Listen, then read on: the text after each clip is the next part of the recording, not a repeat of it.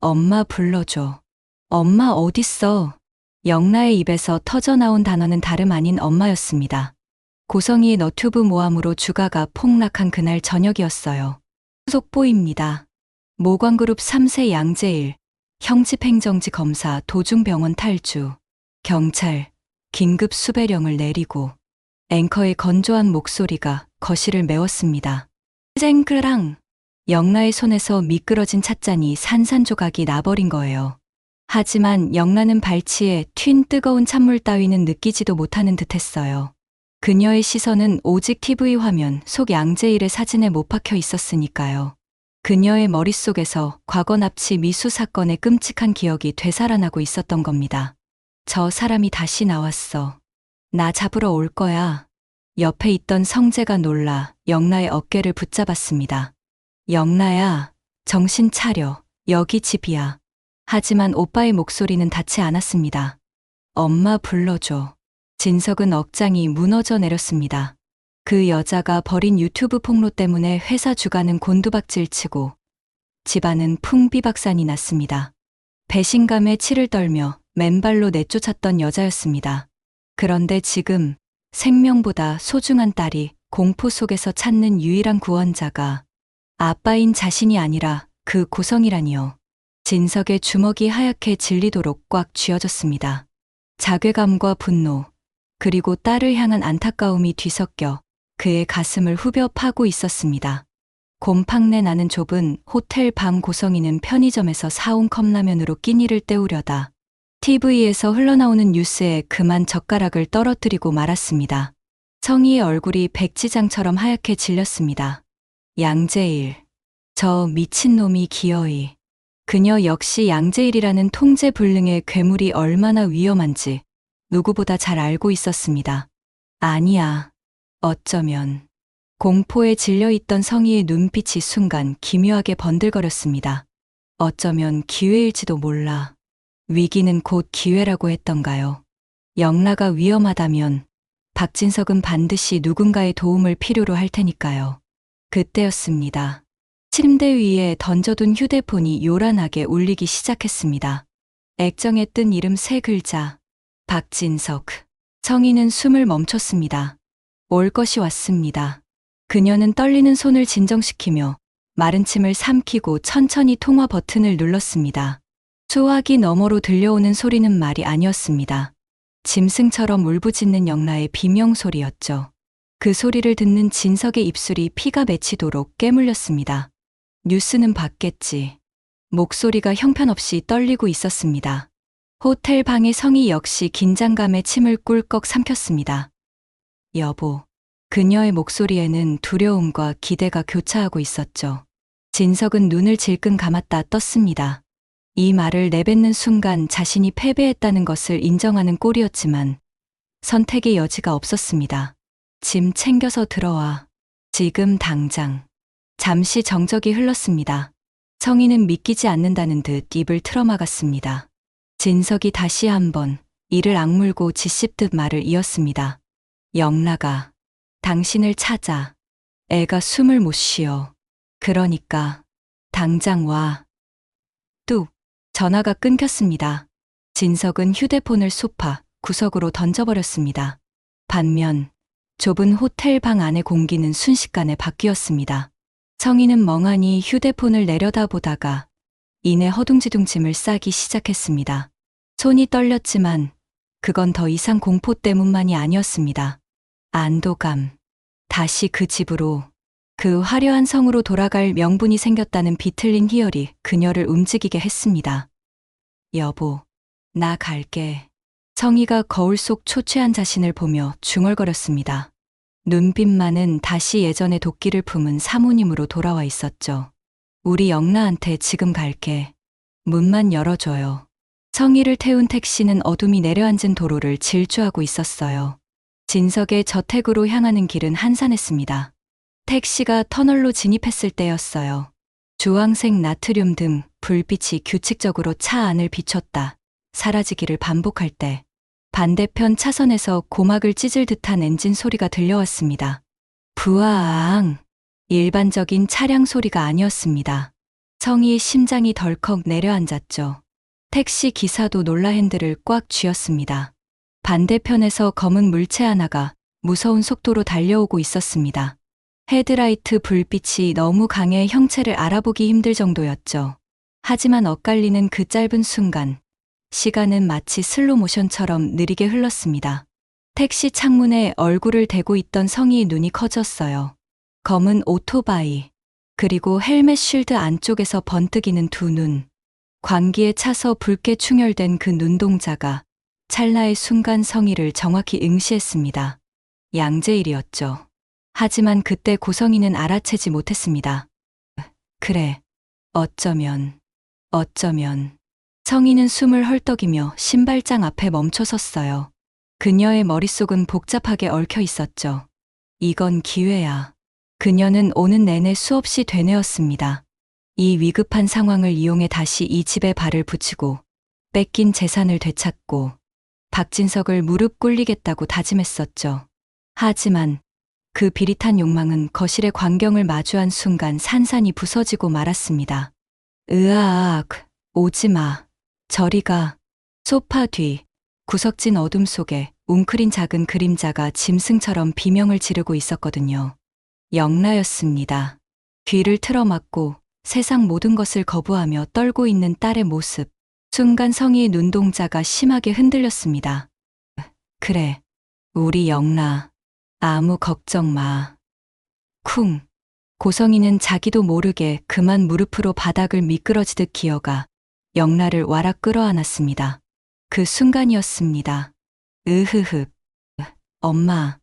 영라는 마치 어미를 찾은 새끼 짐승처럼 성희의 품으로 파고들었어요.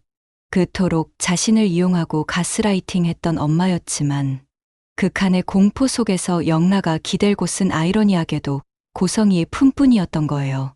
사시나무 떨듯 격렬하게 요동치던 영라의 몸이 성희의 익숙한 체온에 닿자 거짓말처럼 잦아들기 시작했어요. 고성희는 어떤 마음이었을까요? 왠지 성희의 눈에서 뜨거운 눈물이 왈칵 쏟아졌습니다. 번진 화장 위로 검은 눈물 자국이 길을 냈죠. 미안해. 엄마가 늦었어. 괜찮아. 엄마 왔어. 아무도 너 못 건드려. 영라는 성희의 옷자락을 손가락이 하얗게 질리도록 꽉 움켜쥐었습니다. 엄마, 나 좀 살려줘. 영라는 이미 공황이 진행되었고 진석은 그 광경을 지켜보며 입술을 깨물었습니다. 비릿한 피맛이 입안에 퍼졌어요. 너튜브에서 갖은 모함으로 자신을 파멸시키려 했던 여자가 지금은 딸을 살리는 유일한 안식처가 되어 있다니요. 딸이 안정을 되찾아 다행이라는 안도감과 그 대상이 고성이라는 사실에서 오는 혐오감이 뒤섞여 속이 뒤틀렸습니다. 그는 차마 그 모습을 더 보지 못하고 고개를 돌려야만 했습니다. 당신이 이곳에 잠시 왔다고 해서 우리 사이가 해결된 게 아니란 걸 알아도. 낮게 깔린 목소리가 비수처럼 날아와 꽂혔습니다. 성희는 죄인처럼 고개를 숙였습니다. 방금 전 딸을 안았을 때의 당당함은 온데간데 없었죠. 여보. 습관처럼 나온 호칭이었습니다. 진석이 짐승처럼 으르렁거렸습니다. 그 입 여보라고 놀리지 마. 누가 내 여보야? 탁. 진석의 손이 벽을 거칠게 내리쳤습니다. 성희는 깜짝 놀라 어깨를 움츠리며 벽으로 몰렸습니다. 진석의 얼굴이 코앞까지 다가왔습니다. 그의 눈동자가 분노로 이글거리고 있었죠. 착각하지 마. 고성희, 영라 지킬 때까지만이야. 이 집에서 숨 쉬는 것도 내 허락받고 쉬어. 그 이상은 꿈도 꾸지 마. 성희는 입술을 꾹 깨물었습니다. 재산을 찾겠다는 계획, 그도 안 되면 다 부숴버리겠다는 이기심. 지금 이 남자의 서슬퍼런 살기 앞에서는 아무런 힘도 쓰지 못했습니다.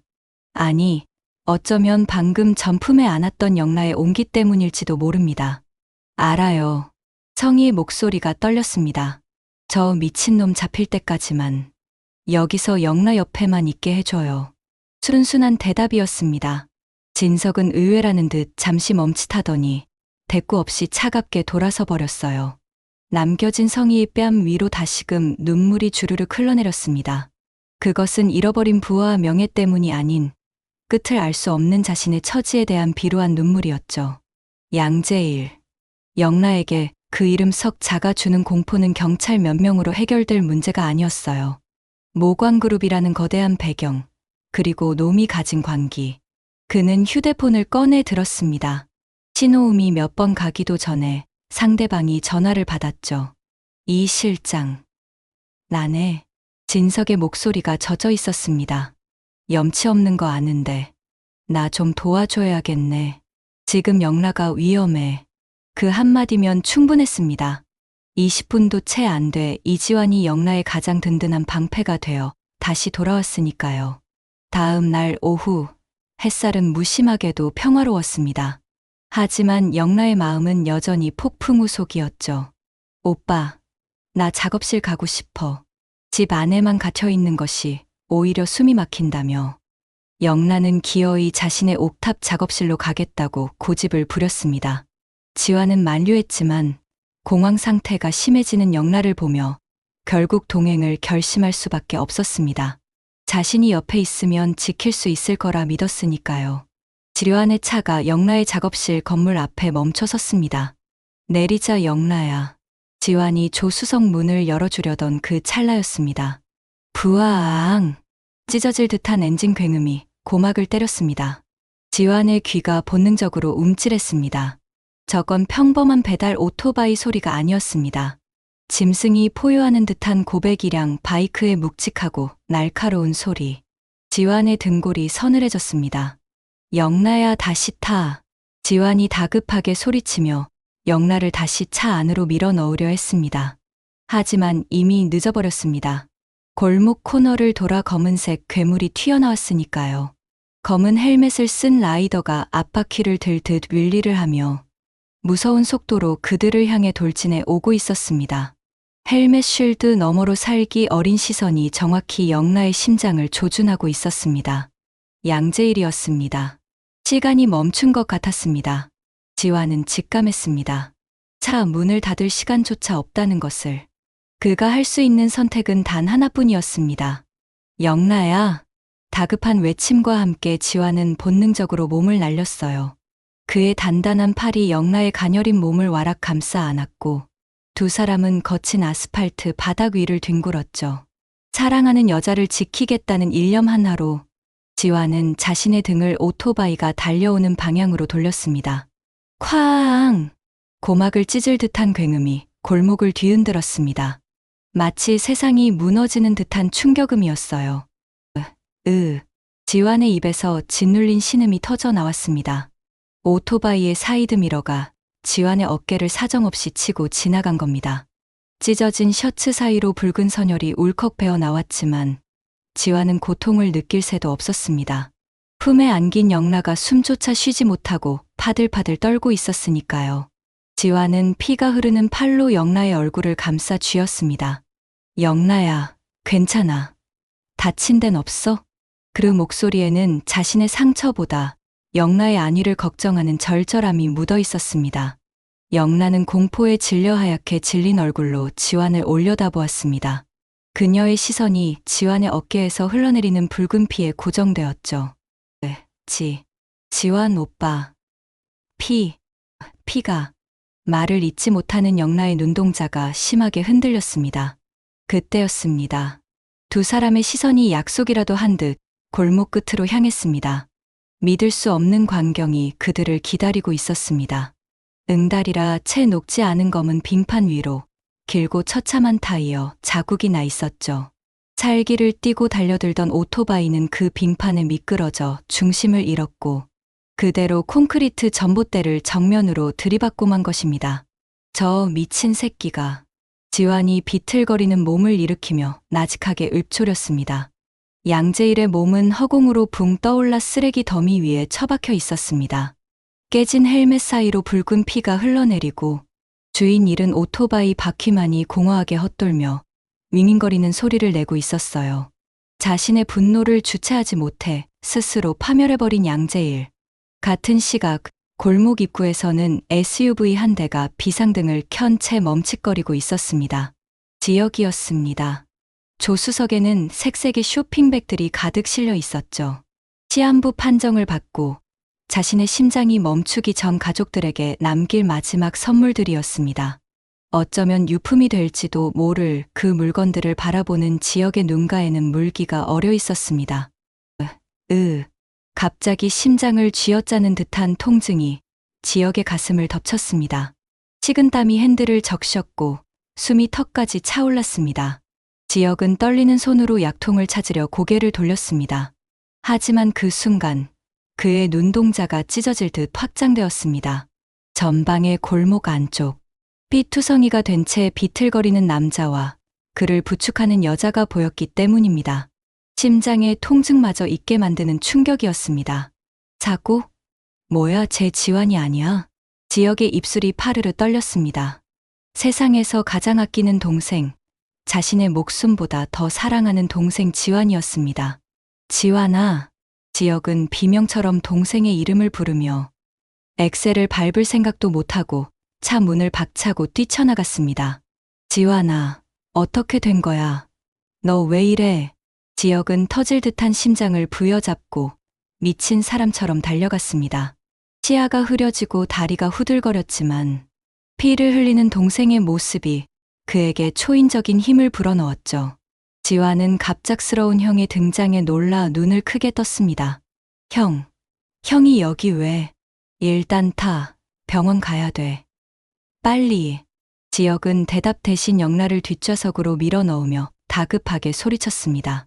형, 성재형 동생 영라 스토커가 저기 있어. 저 놈도 잡아야 돼. 그때 지환의 손끝이 쓰레기 더미 쪽을 가리켰습니다.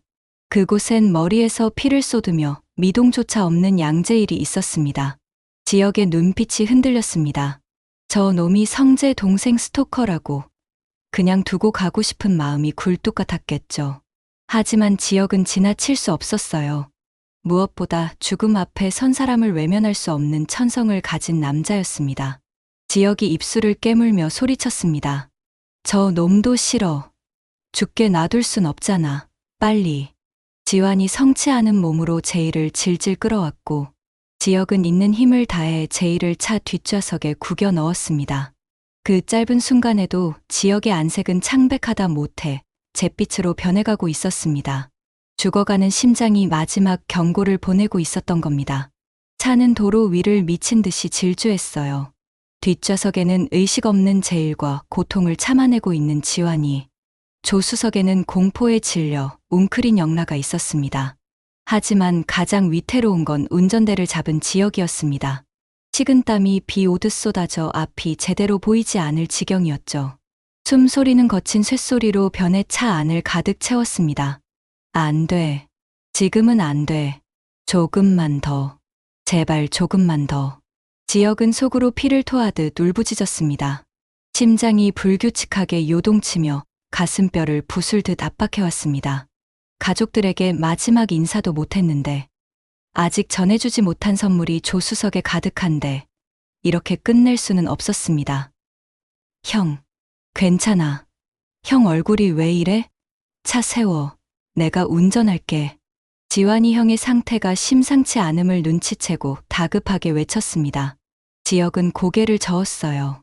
말할 힘조차 남아있지 않았거든요. 너 팔 못 써. 가만 있어. 다 왔어. 목소리가 끊어질 듯 위태로웠습니다. 지역의 눈앞에서 도로의 차선이 두 개로 갈라졌다 하나로 합쳐지기를 반복했습니다. 귀에서는 삐 하는 날카로운 이명 소리만이 맴돌았죠. 지역은 감각이 없어지는 허벅지를 꼬집으며 희미해지는 정신줄을 부여잡았습니다. 저 멀리 자신이 검진받았던 성신종합병원의 간판이 흐릿하게 보였습니다. 마치 죽음의 문턱에서 보이는 희망의 빛 같았습니다. 조금만 버텨. 아직은 안 돼. 살려서. 병원까지만. 지역은 입안에 고인 피 섞인 침을 삼키며 운전대가 으스러져라 손에 힘을 주었습니다. 그것은 운전이 아니라 생명을 향한 처절한 사투였어요.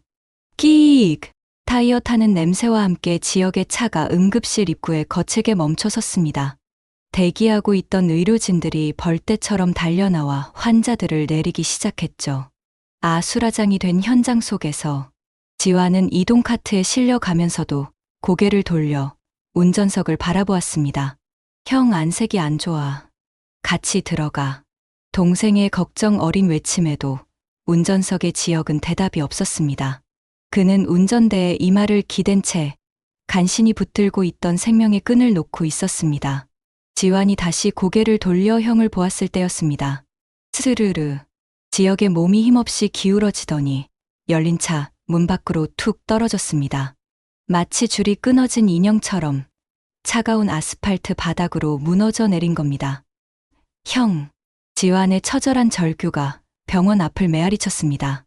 응급실 자동문이 열리고 피투성이가 된 채 실려 들어가는 뇌사 상태의 양재일, 그리고 심장을 부여잡고 바닥에 쓰러진 채 경련하는 심장 마비의 이지혁. 두 남자의 운명이 잔인하게 교차하는 순간이었습니다. 한 명은 뇌가 죽어가고 있었고 한 명은 심장이 멈춰가고 있었습니다. 쿵, 쿵, 쿵. 점점 느려지는 지역의 심장 박동 소리와 함께 세상의 모든 소음이 차단되고 화면은 칠흑 같은 어둠 속으로 잠겨들었습니다. 제세동기 충전, 200줄 샷, 기계적인 충격음과 함께 커튼 너머의 환자가 허공으로 튀어올랐다 떨어졌어요. 그 아수라장 속으로 누군가 거칠게 뛰어들어왔습니다. 영나야. 사고가 났다는 지환의 연락을 받고 온 고성이었어요. 그녀에게도 모성애는 남아 있었을까요? 한쪽 구두는 어디서 벗겨졌는지 맨발이었고 헝클어진 머리카락은 땀과 눈물로 범벅이 되어 있었습니다. 그녀의 시선이 흔들리는 커튼 틈 사이로 보이는 축 늘어진 손에 꽂혔어요. 다리에 힘이 풀린 성인은 그대로 차가운 병원 바닥으로 무너져 내렸습니다. 안 돼. 안 돼, 영나야. 의사 선생. 내 딸 좀 살려줘요. 돈은 달라는 대로 다 줄게. 제발. 그녀는 짐승처럼 바닥을 기어가며 의료진의 바짓가랑이를 붙잡고 매달렸습니다. 이것조차 가식이었을까요? 의료진들이 당황해하며 그녀를 제지하려 했지만 자식을 잃을지도 모른다는 어미의 공포를 막을 수는 없었습니다. 성인은 바닥에 이마를 찌우며 피를 토하듯 울부짖었습니다. 가슴 깊은 곳, 30년을 묵혀둔 검은 죄책감이 터져 나왔습니다. 미안하다, 영나야. 흐흑, 내가 나쁜 년이야. 다 내 욕심 때문에. 유라 버리고 우진이한테 미쳐서. 주변 사람들의 수군거림 따위는 들리지 않았습니다. 그녀의 눈앞에는 자신이 버렸던 딸 유라의 얼굴과 지금 죽음과 사투를 벌인다고 착각하는 영라의 얼굴이 겹쳐 보일 뿐이었죠. 천벌을 내리려거든 나한테 내리지, 결국 너까지. 흐흑, 내가 죽일 년이다. 성인은 숨이 넘어갈 듯 꺽꺽거리며 오열했습니다. 그때였습니다. 성희의 떨리는 등 위로 따뜻하고 조심스러운 손길이 닿았습니다. 엄마? 물기 어린 목소리. 성희는 감전된 듯 고개를 번쩍 들었습니다. 눈물로 흐려진 시야 너머로 팔에 붕대를 감은 지환의 부축을 받고 서 있는 영라가 보였습니다. 멀쩡히 두 발로 서서 엄마를 내려다보고 있었습니다. 성희는 자신의 눈을 의심하며 떨리는 손을 뻗었습니다. 커튼 뒤에서 심폐소생술을 받던 환자는 다른 교통사고 피해자였던 겁니다. 성희는 숨을 헐떡이며 영라의 얼굴, 팔, 다리를 미친 사람처럼 더듬어 확인했습니다. 온기가 느껴졌어요. 맥박이 뛰고 있었습니다. 내 딸이 살아있다는 안도감에 성희의 손끝이 파르르 떨렸습니다. 영라는 그런 성희를 와락 끌어안았습니다. 엄마, 나 여기 있어. 나 안 다쳤어. 그러니까 그만 울어. 나 괜찮아. 그 한마디에 성희의 억장이 무너졌습니다. 자신은 딸을 이용할 생각만 했는데 딸은 그런 엄마를 위로하고 있습니다. 성희는 영라의 품에 얼굴을 파묻고 짐승처럼 울부짖었습니다. 안도감, 부끄러움, 그리고 비로소 깨달은 자신의 추악함이 뜨거운 눈물이 되어 영라의 옷을 적셨습니다. 이를 알 수 없는 눈빛으로 바라보는 박진석 회장님. 한바탕 폭풍이 지나간 대기실은 무거운 침묵만이 감돌았습니다. 진석은 자판기에서 뽑은 종이컵을 성희에게 내밀었습니다. 눈빛만은 이전과 달랐습니다. 방금 전 바닥을 구르며 토해내던 성희에게서 없는 줄 알았던 그녀의 처절한 모성애를 보았기 때문이겠죠. 적어도 딸을 향한 마음만큼은 진심이었다는 것을 확인한 겁니다. 하지만 머뭇거리던 성희는 물을 마시는 대신 무언가 작심한 듯이 손으로 핸드폰을 꺼내 들었습니다. 진석이 의아한 듯 물었습니다. 뭐 하는 거야? 성희가 눈물을 훔치고 이내 고개를 들었습니다. 기자 불러주세요. 진석의 눈이 커졌습니다. 뭐? 성희는 대답 대신 통화 버튼을 눌렀습니다. 상대는 자신이 거짓 폭로를 했던 그 너튜버였습니다. 신호음이 가는 짧은 순간 성희는 영라를 한번 쳐다보고는 입술을 꽉 깨물었습니다. 엄마로서 할 수 있는 마지막 속죄를 결심한 겁니다. 내가 시작한 거짓말, 내가 끝낼게요. 전화가 연결되자 성희는 더 이상 흔들리지 않는 목소리로 말했습니다. 방송 준비해 주세요. 내일 아침 라이브로요. 수화기 너머에서 당황하는 소리가 들렸지만 성희는 말을 멈추지 않았습니다. 박진석 회장 모함했던 거, 회장님은 아무런 잘못이 없어요. 모든 게 내 자작극이었어요. 옆에서 듣고 있던 진석의 입이 벌어졌습니다. 자신의 치부를 스스로 까발리겠다는 성희의 태도에 말문이 막힌 것이죠. 그리고 내가 30년 전에 딸 버린 거, 사기 결혼한 거, 한낱 거짓 없이 말씀드릴게요. 성희는 전화를 끊고 진석을 마주 보았습니다. 피하지 않았습니다. 비굴하지도 않았습니다. 그것은 결혼 생활 30년 만에 처음으로 남편에게 보이는 껍데기를 벗어던진 인간 고성희의 진심 어린 사죄였습니다. 진석은 그런 성희를 보며 아무 말도 할 수 없었어요. 그저 가슴 한구석이 먹먹해질 뿐이었죠. 그때 무거운 수술실 문이 열리며 신경외과 교수가 걸어 나왔습니다. 그의 표정은 수술복만큼이나 어둡고 침통했습니다. 복도에서 초조하게 기다리던 모광그룹 변호인단과 진석, 성희, 지환, 영라가 일제히 의사를 향해 모여들었습니다. 생명의 무게가 내려앉은 긴장된 순간이었죠. 양재일 환자 보호자분 계신가요?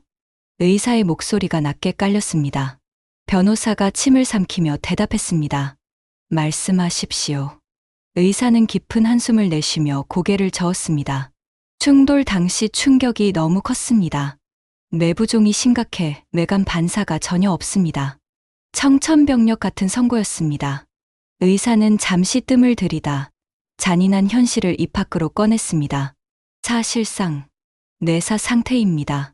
마음의 준비를 하셔야 할 것 같습니다. 순간 복도는 충격에 휩싸였어요. 악마 같던 양재일이 죽어간다는 사실, 그것도 뇌사라는 되돌릴 수 없는 상태라는 것에 모두가 말을 잃었습니다. 하지만 그 소란의 중심에서 한 발자국 떨어져 있는 사람이 있었습니다. 이지혁이었습니다. 그는 가족들이 걱정할까봐 자판기 옆 벽에 기대어 홀로 고통을 삼키고 있었습니다. 이제 다들 안전한 거지? 안도감이 밀려오는 순간 아까부터 가슴을 조여오던 통증이 마치 거대한 쇠망치처럼 심장을 강타했습니다. 지역의 입술이 순식간에 파랗게 질려갔습니다. 숨이 쉬어지지 않았습니다. 마치 누군가 심장을 손으로 쥐어짜 터트리는 것만 같았습니다. 안 돼. 아직 은호한테 말도 못했는데. 지역의 눈앞이 하얗게 전멸했습니다. 사랑하는 은호의 얼굴이 주마등처럼 스쳐 지나갔습니다. 아직 사랑한다고 조금만 더 기다려달라고 말하지 못했는데. 하지만 야속한 육체는 더 이상 버티지 못했습니다. 다리에 힘이 풀리며 지역의 몸이 앞으로 고꾸라졌습니다. 쿵! 둔탁한 소리가 복도를 울리고 말았어요. 사람들의 시선이 일제히 쓰러진 지역에게로 쏠렸습니다. 형! 이지혁! 지환이 찢어질 듯한 비명을 지르며 달려들었습니다. 뒤늦게 온 성재도 사색이 되어 지역을 흔들었습니다. 하지만 지역은 이미 의식이 없었습니다. 창백했던 얼굴은 청색증으로 시퍼렇게 변해가고 있었고 가슴은 미동조차 하지 않았습니다. 심장이 멈춘 겁니다.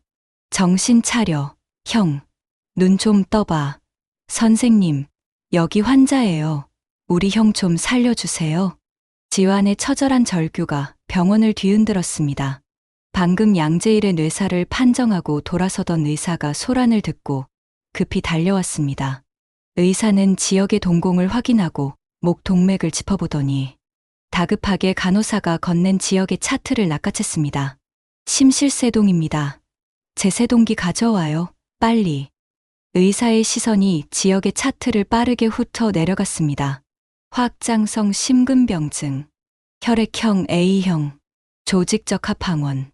의사의 눈이 커졌습니다.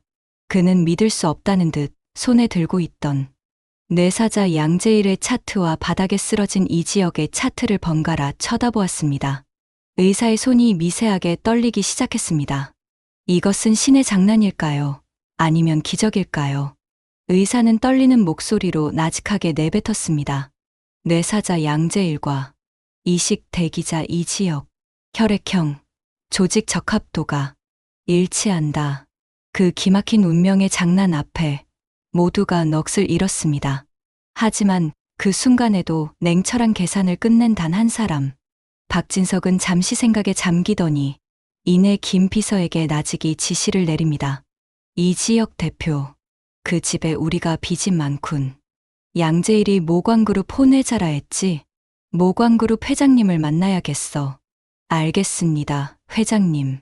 박진석 회장은 알 수 없는 희미한 미소를 띄웁니다. 과연 이지역은 남은 화려한 인생을 다시 꿈꾸어도 될까요? 그리고 과연 고성이는 정말로 자신의 죄를 뉘우치게 되었을까요? 다음 회는 어떤 이야기가 펼쳐질지 궁금하시다면 구독과 좋아요를 눌러주세요. 여러분의 관심은 많은 큰 힘이 됩니다. 감사합니다.